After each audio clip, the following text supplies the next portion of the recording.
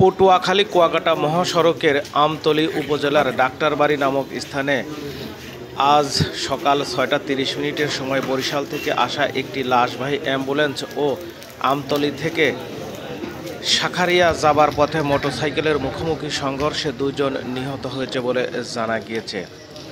অ্যাম্বুলেন্সে থাকা ৫ আরোহীর মধ্যে পুষ্প বেগম ৭৫ বছর বয়সী ও মোটরসাইকেল চালক রুবেল হোসেন ৩৫ বছর বয়সী নিহত হয়। মোটরসাইকেল ছাড়াও গাড়িতে আগে থেকে একটি লাশ ছিল। নিহতের স্বজনেরা ও আমতলী থানা পুলিশ জানায়, সকাল ৬:৩০টার দিকে অ্যাম্বুলেন্সে করে লাশ নিয়ে আসার সময় এই ঘটনা ঘটে। এই স্থানে প্রতিদিন সড়ক দুর্ঘটনা ঘটে বলে জানা যায়। আমতলী থানার ভারপ্রাপ্ত কর্মকর্তা কাজী সাখাওয়াত হোসেন তপু বলেন, উদ্দেশ্যে আসে তখন এই যে ডাক্তারবাড়ি স্ট্যান্ড আমতলীর উত্তর পাশে ওইখানে আসার পরে এই গাড়ি দুর্ঘটনা তারা প্রবলিত হইয়া এই গাড়িটা পোল্ট্রি খাওয়ার পরে ওখান থেকে গাড়ি রাস্তার নিয়ন্ত্রণ হারিয়ে ওই গাড়ি পানির খাদে মারা যায়, পড়ে যাওয়ার পরে ওই গাড়িতে ৪ জন লোক ছিল। এই লাশের মা ছিল, তার ওয়াইফ ছিল, তার নাতি ছিল, তার ছেলে ছিল। কিন্তু আমার যে বোন, এই লাশের মা, আমার মেজো বোন, উনি ওই পানিতে পড়ে যাওয়ার পরে উনি আর নিঃশ্বাস ত্যাগ করতে পারে, নিঃশ্বাস ওরা মোটামুটি নিঃশ্বাস নিতে পারছে বিধায় লোকজন এলাকার ছিল, ওরা ওইখান থেকে ওদেরকে উঠাইয়া আমতলী স্বাস্থ্যকেন্দ্রে চিকিৎসার জন্য পাঠাইছে। আমার বোনকেও পাঠাইছে, কিন্তু আমার বোন ওইখানে বসেই আমারে ফোন দিছে যে মহিলারে পাঠাইছে বৃদ্ধ, ওই মহিলা ওইখানেই মারা গেছে। তারপরেও আমরা তো কেউ কর্তৃপক্ষ ছিলাম না, ওইখানে স্থানীয় লোক পর্যায়ে যারা ছিল ওরা এই লাশ আমতলীতে পাঠাই দেয়। আমরা এসে এই আমাদের কর্তৃপক্ষের মারা গেছে 2 জন, এক হলো চিকিৎসা যে উনি তো মৃতই ছিল, আর এছাড়া আমাদের 4 জন যে গাড়িতে ছিল অ্যাম্বুলেন্সে ওইখান থেকে আমার বোনই শুধু মারা গেছে, একজন মারা গেছে। আর ওই দিক থেকে একজন মোটরসাইকেল একজন মারা গেছে, ওই ড্রাইভার। এই পর্যন্ত আমরা জানি মারা গেছে অ্যাক্সিডেন্টে যে মারা গেছে গন্ডাবাড়ি ধানখালি এলাকা।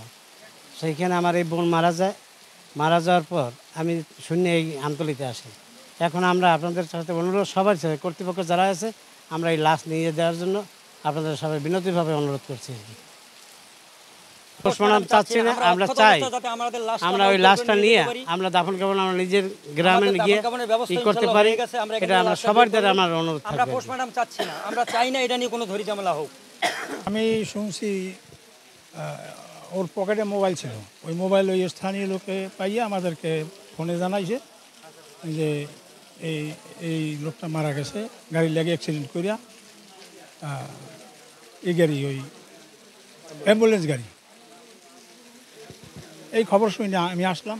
আসার পর তো এখানে এসে জানলাম যে অ্যাম্বুলেন্সে যে লোক ছিল, যে লোক মানে সুস্থভাবে আছে, উনি বলছে যে এই অ্যাম্বুলেন্সটা বারবার রানিং এদিক ওদিক করছে। এই অবস্থায় এই গাড়িটা মারিয়ে দিয়েছে। এই মারিয়ে দেওয়ার পর তো থানার থেকে পুলিশ গেছে, পুলিশে আমতলী থানায় নিয়ে আসছে।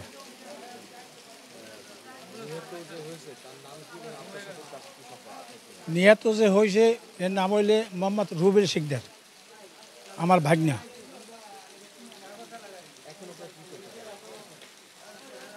আর কিছু করারই চাই না, এখন আমরা লাশ নিয়ে যাইতে চাই। আমরা ওই পোস্টমর্টমটা নাম এগুলো করার চিন্তা করবো না, অভিযোগ আমরা করতে চাই না। ঘুম দিয়ে উঠছি পর আমার পোলায় ওই হন্ডুর চালায়, হন্ডুরের ড্রাইভার। সে সকালে ফোন দিয়েছে, কাকু আপনি কই? তো ওই ফোন তো ধরে নাই, পাশে এক লোকে ধরিয়ে বলছে যে এই লোক তোমার কি হয়? কয় আমার কাকু হয়। কয় তোমার কাকু বাচ্চা নাই। এই ঘূর্ণি আমরা দৌড়ে গেছি, এই অবস্থায় সে মারা। এই এখন আমার ভাই আমরা নিতে চাই, আমরা কোনো পোস্টমর্টম চাই না, আমরা নিয়ে দাফন টাফন করতে চাই। অ্যাক্সিডেন্ট প্রায় হয় কালকেও ঘটকালি হইতে সাহেববাড়ি বন্ধ অ্যাক্সিডেন্ট প্রায় হয়। কালকেও মনে করেন বাসের লাগে ট্রাক, আবার মনে করেন নসিমনের লাগে হুন্ডা, আবার মাইক্রোর লাগে ট্রাক। এইভাবে মানে এখনও আপনারা গেলে রাস্তা সাইডে অনেক গাড়ি দেখতে পারবেন, পড়ে রয়েছে এখনও। আমি আসার সময় দেখে আইছি। ওখানে মানে জায়গায় মোড় আছে এবং রাস্তা ছোট, যে হারে গাড়ি বাড়ছে সে হারে মনে করেন রাস্তা নাই, যার কারণে সমস্যাগুলো হইতেছে।